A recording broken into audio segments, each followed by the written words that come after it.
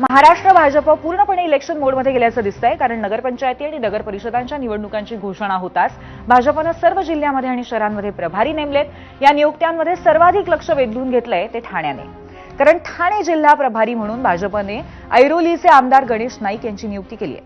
गेल्या काही महिन्यांपासून शक्य असेल तिथे उपमुख्यमंत्री एकनाथ शिंदेंना चॅलेंज देणारे नाईक आता शिंदेंच्या बालेकिल्ल्यामध्ये निवडणुकीची रणनीती आखतील.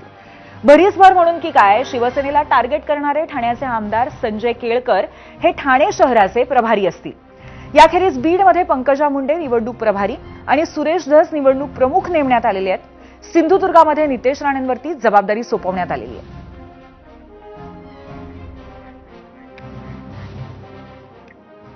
असं असलं तरी भाजप प्रदेशाध्यक्ष रवींद्र चव्हाणांना मात्र अशी शंका घेण्यावरच आक्षेप आहे.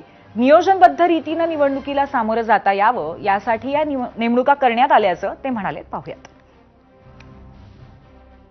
पण असा प्रश्न विचारता की जो प्रश्न म्हणजे काहीतरी वेगळं काहीतरी भारतीय जनता पार्टी करतं की काय, कशा पद्धतीने निवडणूकला सामोरं जावं, कोणी त्यामध्ये विशेष लक्ष घालावं. परंतु त्या ठिकाणी काही अडचणी असतात, काही प्रशासकीय अडचणी असतात किंवा त्या ठिकाणी काही राजकीय काही तर मुख्यमंत्री फडणवीसांनी पोस्ट रिझल्ट युतीचे संकेत दिलेत. आत्ता जरी वेगळे लढलो तरी निकालानंतर महायुतीतील पक्ष एकत्र येतील असं त्यांचं म्हणणं आहे. बघूयात. निवडणुकांची घोषणा झाली आहे.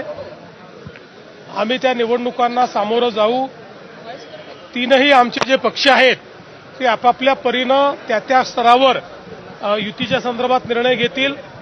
पण कुठल्याही परिस्थितीमध्ये आम्ही तिघही एकच आहोत. कुठे युती झाली नाही तरी आमची पोस्टपोल युती होईल.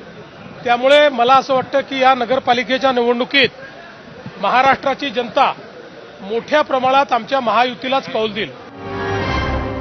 दरम्यान ठाकरेंना शिंदे नकोय तर शरद पवारांना भाजप नकोय. शरद पवारांच्या राष्ट्रवादी महिला आघाडीची बैठक झाली आणि यावेळी वरिष्ठांनी पदाधिकाऱ्यांना काही सूचना केल्या. सूत्रांनी दिलेल्या माहितीनुसार आगामी निवडणुकांमध्ये कुणासोबतही आघाडी करा, मात्र भाजपसोबत जाऊ नका अशी सूचना वरिष्ठांनी केली आहे म्हणे. विशेष म्हणजे पक्ष फोडणारे अजितदादा किंवा शिवसेना किंवा गेला बाजार मनसेबरोबर तडजोडी करण्याची तयारी शरद पवारांच्या पक्षानं ठेवल्याचं दिसतंय.